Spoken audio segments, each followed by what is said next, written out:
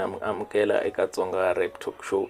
If u nge se subscribe make sure ku ri wa subscribe u tlhela u kumba na notification bell ku ri u nga saleli ndzhaku loko hi uploada ti-video ta hina.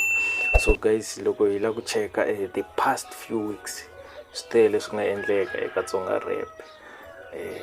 Ku vi na ku delelana ngopfu ka Tsonga Rap.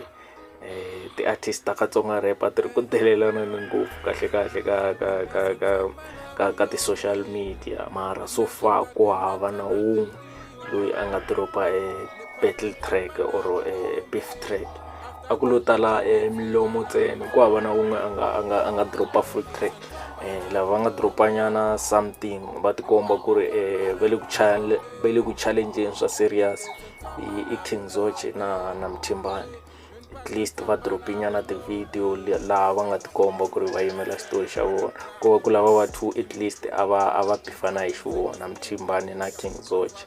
So if i khale u ri na hina laha ka channel u nga va u ti vonile ti-video leti ni nga ti endla ka mavhiki lama nga hundza ni nyika ti-update hi leswi a swi ri ku endlekeni ka Tsonga Rap.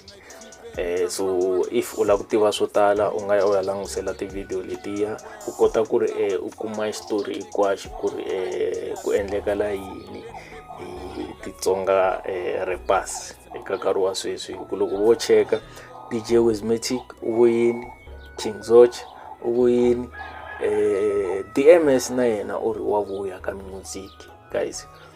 DMS u ri wa vuya na yena ka Tsonga Rap. U hi tshembisa leswaku u ta va a ri kona ka track leyi nga ta dropiwa hi King Zoche.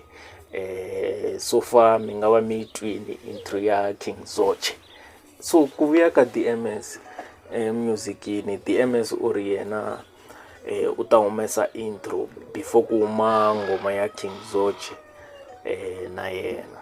So DMS wun'wana na yena a nga na ti-hit to hlayanyana ka Tsonga Rap. I mean Damani na yena u play role yikulu ka Tsonga Rap hi minkarhi liya. So u ka hi nga tivi ku ri sweswiwani u ta hi tela na yini kumbe u ta hi xitayile xa njhani.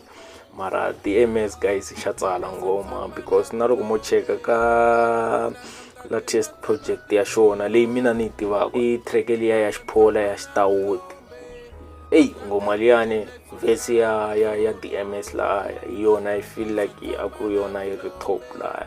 So sweswi DMS a nga ta humesa ngoma na King Zoche, and then ngoma liya a nga ta yi humesa na King Zoche yi produce hi DJ Wismatic. Hi ku ni ma swi tiva ku ri King Zoche u tirhisana na Wismatic. So ku ta endleka yini if kusuka beef ya DJ Wismatic na Xiphola, because already vanhu va lava va le ku twananeni ku na ku delelana xikarhi ka DJ Wismatic na Xiphola. DJ Wismatic yena a nga sungula ku delela Xiphola, and then Xiphola a responda back ka Facebook hi tindlela ta yena. So i mani a nga ta sungula a humesa ngoma between Xiphola na DJ Wismatic? A ti fanele ti kombana ku ri a ti chavani guys. DMS yena u ya wela ka side 3 if Xiphola na DJ Wismatic vo bifana. I xivutiso xa mina xexo, mara swi ti komba nga ri DMS se u taleli ngopfu ka side ra Wismatic because loko ni cheka ka nkarhi wa sweswi DJ Wismatic na yena u tsakile ku ri DMS wa vuya ka Tsonga Rap. Ku ta va na beef ya swikimi nyana ka Tsonga Rap ku nga ri khale. Just wait and see. Yimani mi vona ku ri ku nga ri khale lawani beef yi ta va yikulu hi ndlela leya yo yini yi nga dlina yi va personal, mara hina hi nga lavi ku ri yi va personal. Like Mthimbani say a ku lwi musical, ku lwa hi music, ku nga lwi na hi mavoko or se swi tekiwa swi va personal vanhu va za va lwa hi ximoya.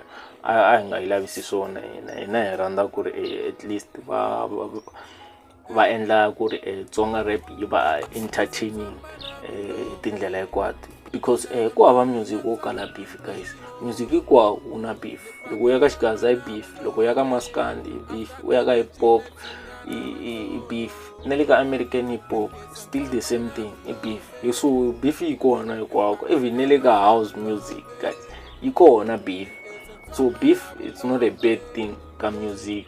lexi xi va ku bad hi loko se ti-artist ti endla beef yi va personal. So DMS u tikomba a kwatile after loko D-Boy Ish xi ri post ya yena DMS loko a ku wa vuya musicini xi ku yena na DJ Wizmatic na King Zoch se vo lwela kahle kahle music wu cinci ngopfu. So DMS u reply a ku D-Boy Ish u ta phaka ku nga ri khale.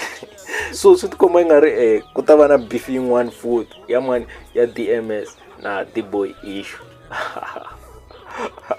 Tsonga rap yi le ku nandziheni ngopfu ka nkarhi wa sweswi. Ri na ku khensa ka un'wana na un'wana loyi a tekaka nkarhi a langutela video leyiwani ku nga ri khale hi ta va hi ri ka 500 subscribers. So na khensa guys ku va mi tinyiketa nkarhi wa n'wina mi langutela ti-video ta Tsonga Rap Talk Show.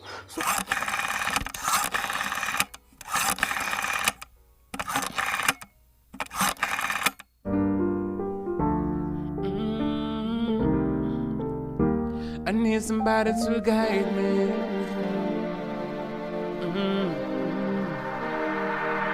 But I'm thinking, sinendlan sa man riti isang tikoti.